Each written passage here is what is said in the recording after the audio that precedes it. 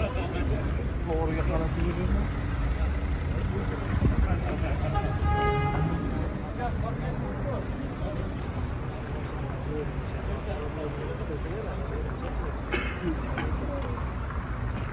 Туғандар, ассаламу алейкум.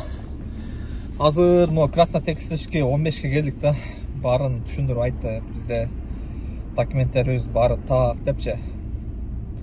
Десек, алар текшерді. Текшеріп причинасын білбей қойды туғандар.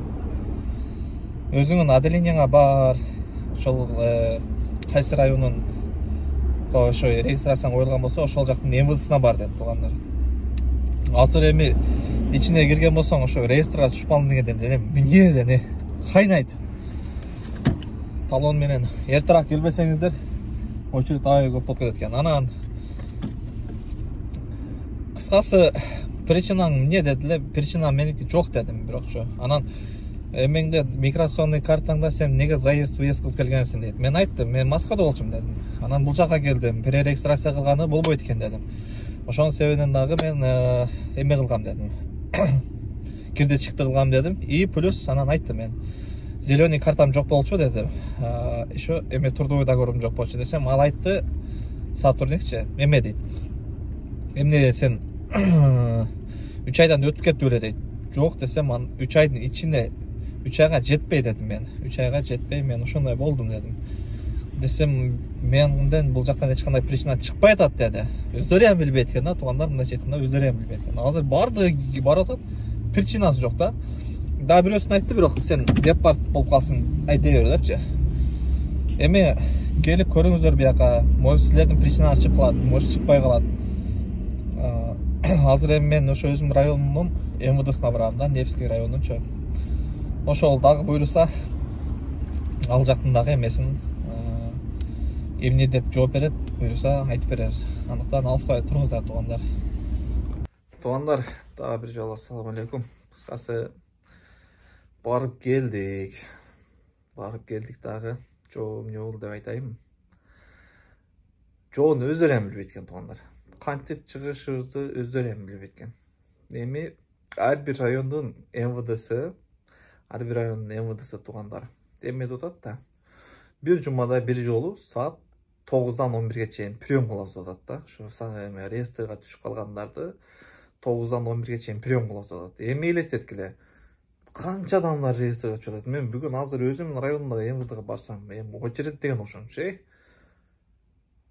Анан 30-апрелге чейин мындай берип койгону, убакыт берип койгону, бул мындай эме болуп атат да.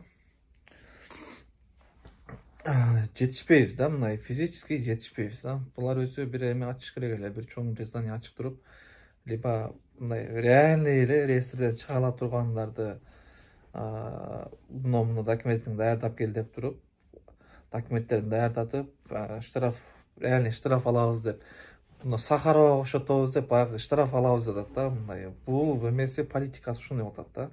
Акыр аягына келип, ошол штраф өтүш керек болуп атат. Биз эми таможенный союзга кошулганыбыздын мындай бир тыйын да пайдасы болбой атат да. Азыр мына Белоруссия, Армениялар дегендер мындай жок, ал эме бизге окшоп баягы жакта жүргөндөрдүн бириси да жок да туугандар. Ошого жогорку бийликке дагы кайрылып кетет элек. Ошол нерсени, ушул маселени негизинен чечпесе болбойт. Себеби азыр бүгүн бардык, ошол главный эмеге бардык, МВДсына бардык. Ал жакта Краснотекстішке 15-домго барып, РКЛ деген номерин алдык. Ошол жерден РКЛ менен WhatsApp группалардан угуш тарабай багы. РКЛ номерди алсаң, ошол жерден бүтөт тиги бучу. Жизнь бүтпөйт экен. Мен документтерим полный четко. Барсам, сен неге буга чейин мындай заезд кылгансың дейт да. Мен айттым, заезд кылган себеби ушундай. Эми ушундай дегенде да толугулак айтып коеюн.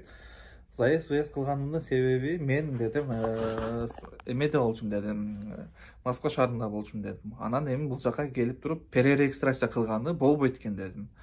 Ошондуктан мен за граница чыгып келдим дедим. Чыгып келгенден кийин бир айдын ичинде мен зеленый картаны алдым дедим. Самозанятке өттүм, налог төлөп атамын дедим. Трудовой договорум бар.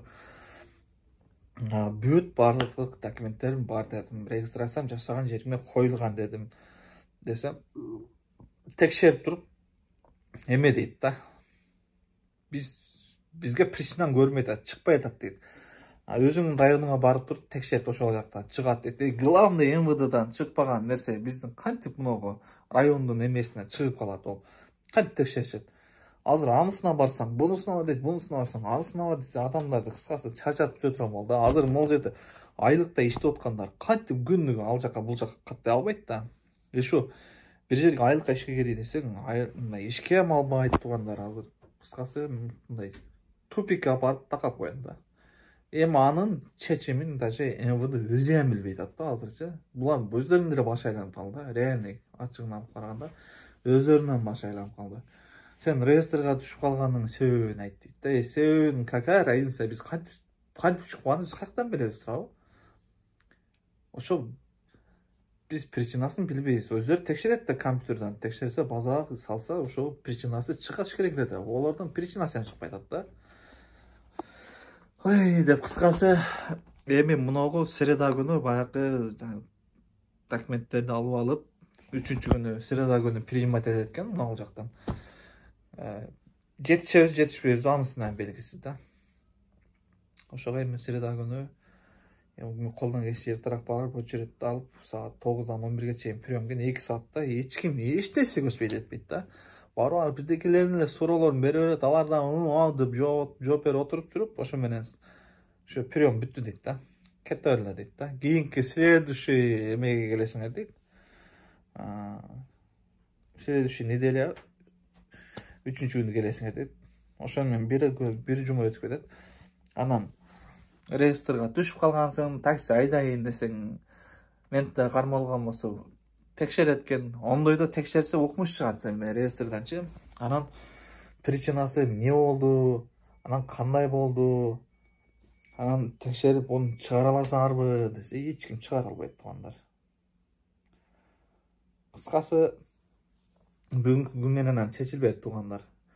Орусчадан кыйналып калган бир тугандар, мындай аяка бияка барып убактыңызды коротпоңуздар, орусча билген адамды алып барыңыздар тугандар.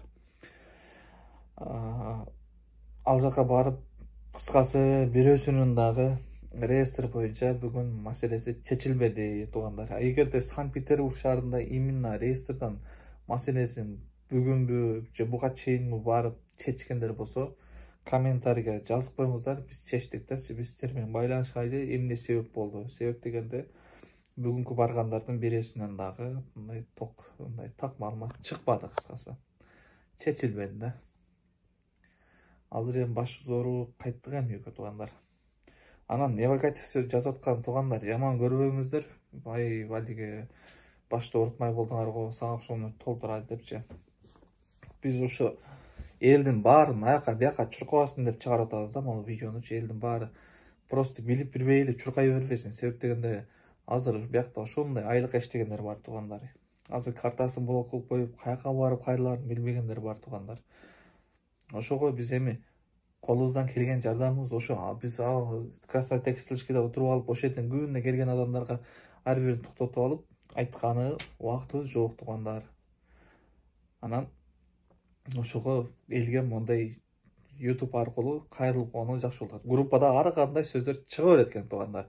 Мияка барсаң, тияка барсаң, мына Красный Текстильшке барсаң, ошол жактан бүтөт дедиле. Өзүңүн районуңан, МВДсынан аяктан жооп келиши кыйын экен деп группалардан укмуш келип аптыр. Ушундай экен деп туруп бардык элек. Эч нерсе чечилген жок тугандар. Эч нерсе чечилген жок. Мына өзүңүн районуңа кел деди. Өзүңүн районуңа келсек, бирден эч нерсе чечилген жок. Эми күтөбүз дагы бир 2 күнчү. Андан кийин буйрса мынагу среда күнү дагы видео чыгарабыз. Эмне болгон жөндөчү. Причина эмне экенин. Так что күтүңүздөр тугандар, жаман көрбөңүздөр, туура түшүнүңүздөр. Эми алиги хайп кармаш, подписчик топтош. Ол башка, мен такси тартсам деле, башка тартсам деле топтоп ала берем тугандар, аны сенчи. Мен болгону эми биздеги мүмкүнчүлүк үч экен. Ошого туура түшүнөсүздөр. Анан комментарий, баягы начар комментарий жазгандар, алар жаза бериңиздер, биз ага эч кандай көңүл бурбайбыз тугандар. Барыңыздарга ассаламу алейкум.